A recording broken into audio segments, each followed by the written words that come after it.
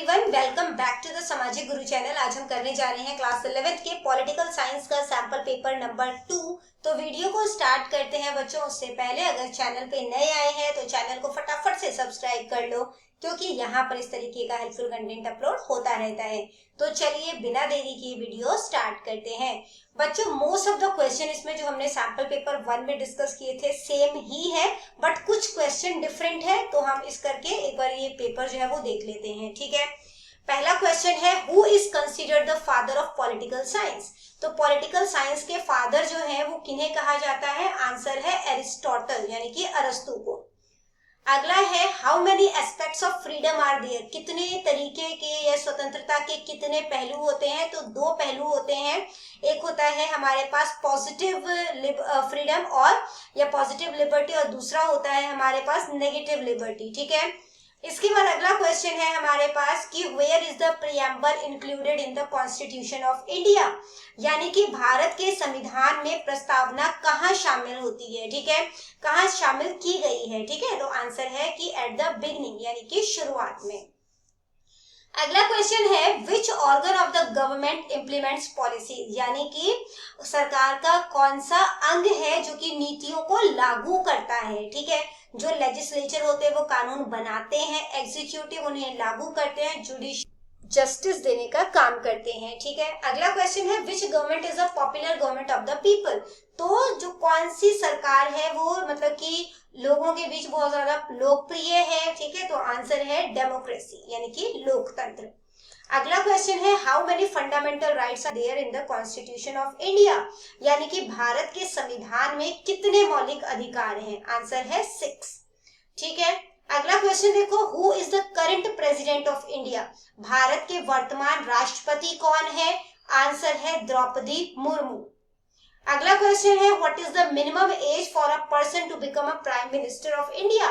तो भारत के प्रधानमंत्री बनने के लिए जो है मतलब कि कम से कम कितनी उम्र होनी चाहिए? आंसर है 25 ईयर्स, ठीक है। अगला क्वेश्चन है, how long can a supreme court जज रिमेन इन ऑफिस। यानी कि सुप्रीम कोर्ट के जो जज होते हैं वो कब तक अपने पोस्ट पर जो है वो बने रह सकते हैं? आंसर है 65 ईयर्स की एज तक। अगला क्वेश्चन है, whose signature makes a bill a law. तो किनके साइन से जो एक बिल है वो एक कानून के रूप में बदल जाता है? तो आंसर है प्रेसिडेंट, ठीक है। तो संसद के दोनों सदनों से जो है जब कोई बिल जो है वो पास हो जाता है, उसके बाद जो है किसी भी विधेयक को कानून बनने के लिए जो है वो राष्ट्रपति की सहमति जो है वो अनिवार्य होती है। इसके बाद बेटा पार्ट बी है, एक नंबर के 10 क्वेश्चन है। The abbreviation of the world health organisation in Roman letter is. तो इसका जो शॉर्ट फॉर्म है वो क्या होता है? WHO। What is the literal meaning of the law. तो लॉ का लिटरल मीनिंग जो है वो क्या है वो आपने बताना है। तो लिटरल मीनिंग ऑफ लॉ है is a set of rules and regulation created and enforced by the government और अथॉराइज्ड इंस्टीट्यूशन। यानी कि कानून का जो है वो एक मतलब सेट है या नियमों का जो है वो एक सेट है जो कि सरकार ये जो भी ऑथराइज्ड इंस्टीट्यूशन है वो लागू करवाती है, ताकि जो वहाँ के जो मतलब सिटीजन है उनके बिहेवियर को मेंटेन किया जा सके, ऑर्डर मेंटेन किया जा सके और रिलेशनशिप जो है एक सोसाइटी में वो मेंटेन की जा सके, ठीक है। अगला क्वेश्चन है, Indians permanently residing in countries like America and Canada. तो परमानेंटली जो है वो अमेरिका और कनाडा के जो है वो सिटीजन बन गए हैं कुछ इंडियंस। इनको 2 लेटर्स जो है रोमन स्क्रिप्ट में इनको किस तरीके से लिखा जाता है? तो इनके लिए हम लिखते हैं PR, ठीक है, यानी कि पर्सन ऑफ इंडियन ओरिजिन, ठीक है। अगला है, right the names of the organs of the government. तो गवर्नमेंट के ऑर्गन्स जो है वो कौन कौन से हैं? सबसे पहला है लेजिस्लेचर, ठीक है, लेजिस्लेचर यानी कि लॉ मेकिंग बॉडी है, कानून बनाते हैं। फिर है एग्जीक्यूटिव जो कि लॉ इम्प्लीमेंटिंग बॉडी है यानी कि कानून को लागू करवाते हैं। और फिर है जुडिशरी जो कि न्याय दिलाते हैं, ठीक है, जुडिशरी। अगला है, write Abraham's Lincoln definition of democracy. तो डेमोक्रेसी के अब्राहम लिंकन की डेफिनेशन क्या है? Democracy is a government of the people, by the people and for the people, ठीक है। अगला क्वेश्चन देखो, Louis 14 famous statement is I am the. तो उनका स्टेटमेंट क्या था? I am the state. In India a person should be 18 years of age to vote. भारत में एक पर्सन जो कि वोट देना चाहता है उनकी उम्र कम से कम 18 साल होनी चाहिए। बिल्कुल सही है। अगला है which leader of the Rajya Sabha spoke about recalling the elected MPs if they do not do good work. ठीक है, तो आंसर क्या है कि which leader of the Rajya Sabha spoke about, तो किस लीडर ने, कौन से लीडर हैं राज्यसभा के जिन्होंने बोला था कि अगर जो वर्क है वो प्रॉपरली नहीं किया जाता, अच्छा काम नहीं किया जाता, तो उन्हें वापस बुलाने का जो है वो राइट होना चाहिए, है ना, about recalling the elected MPs. तो किन्होंने कहा था ये? जेपी यानी कि जयप्रकाश नारायण, जयप्रकाश नारायण। अगला है who declare the cease fire of the Indo Pakistan war.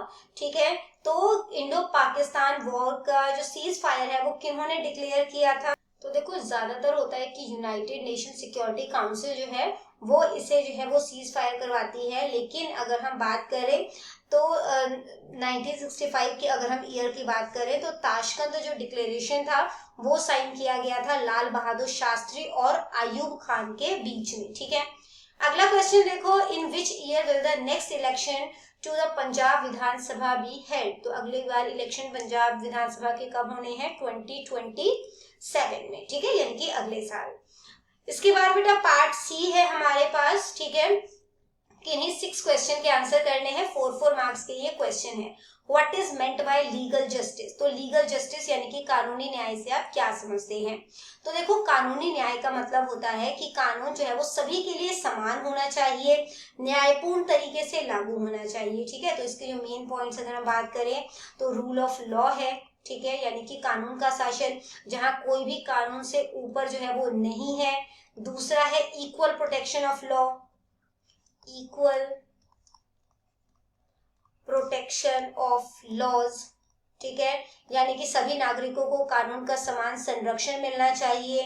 और तीसरा है कानूनी प्रक्रिया जो है वो निष्पक्ष होनी चाहिए। ठीक है, यानी कि फेयर ट्रायल होना चाहिए, फेयर ट्रायल। अगला है what is meant by political freedom. तो पॉलिटिकल फ्रीडम से क्या समझते हैं, ये क्वेश्चन हम कर चुके हैं। स्टेट और गवर्नमेंट में क्या डिफरेंस है ये कर चुके हैं। ठीक है, लोकसभा के मेंबर बनने के लिए क्या क्वालिफिकेशन चाहिए, ठीक है, तो वो आपने बताना है। तो देखो वो भारत का नागरिक होना चाहिए, 25 साल की उम्र होनी चाहिए कम से कम, किसी भी लाभ के पद पर नहीं होना चाहिए, और इसके अलावा मानसिक रूप से स्वस्थ हो और दिवालिया नहीं होना चाहिए। ठीक है, अगला क्वेश्चन है कि आपने प्रियम्बल जो है उसको लिखना है, इसको आप याद करके जाना। ठीक है, इसके बाद है कि write the freedom included in article 19 under the right to freedom.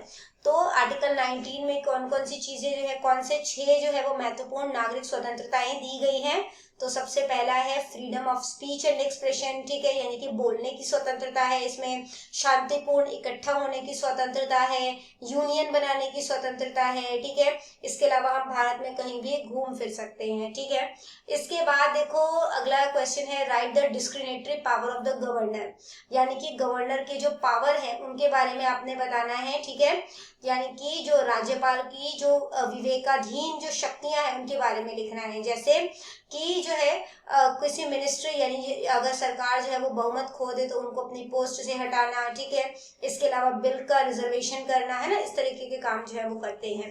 अगला है right about the trial of supreme court. Supreme court के ट्रायल के बारे में बताना है, जिसमें आप ओरिजिनल जुरिडिक्शन, ठीक है, ये हम क्वेश्चन कर चुके हैं। ठीक है, तो मतलब कि वो बताना है। इसका पार्लियामेंट जो है प्रेसिडेंशियल एग्जीक्यूटिव के बारे में जो है वो आपने बताना है, इसमें डिफरेंस बताना है। ठीक है, पार्लियामेंट्री सिस्टम की अगर हम बात करें तो ये इंडिया जो है वो पार्लियामेंट्री सिस्टम के अकॉर्डिंग चलता है। प्रेसिडेंशियल एग्जीक्यूटिव की अगर हम बात करें तो अमेरिका में इस तरीके से रूल होता है। ठीक है, इसके बाद पार्ट डी में जो आपको सोर्स बेस्ड क्वेश्चन दिया गया है दोनों ही सिमिलर है। ठीक है, मतलब सेम है जो सैंपल पेपर 1 में दिया गया है, तो यहाँ पर डिस्कस नहीं करेंगे। इसके बाद पार्ट ई में जो है जो आपको इंटरनल चॉइसेस दी गई है क्वेश्चन में, आंसर 150 से 200 वर्ड्स में करना है। आपने पॉलिटिकल साइंस का स्कोप बताना है, आइडियल सिटीजन की क्वालिटीज बताने हैं, ये भी लगभग क्वेश्चन हम कर चुके हैं। ठीक है, डेमोक्रेसी से आप क्या समझते हैं, 6 फीचर्स बताने हैं, फंडामेंटल राइट जो हमारे कॉन्स्टिट्यूशन में शामिल है। इसके अलावा right about the functions and power of the prime minister, prime minister के फंक्शन और पावर बताने हैं। इसके अलावा आपने आपने एक डिटेल्ड नोट लिखना है सुप्रीम कोर्ट के पावर एंड फंक्शन पे। ठीक है, तो बच्चों करते हैं इस वीडियो को यहीं पे खत्म। आई होप सारे ही क्वेश्चंस आपको बहुत अच्छे तरीके से क्लियर हो गए होंगे। सैंपल पेपर 1 भी जरूर देख के जाना और सैंपल पेपर 3 इसके बाद में अपलोड कर दूंगी, उसे भी जरूर सॉल्व करके जाना है। ठीक है, तो करते हैं इस वीडियो को यहीं पे खत्म। आई होप सारे ही क्वेश्चंस आपको बहुत अच्छे तरीके से क्लियर हो गए होंगे। तो मिलते हैं अगले वीडियो में, तब तक के लिए all the best for your exams and bye bye.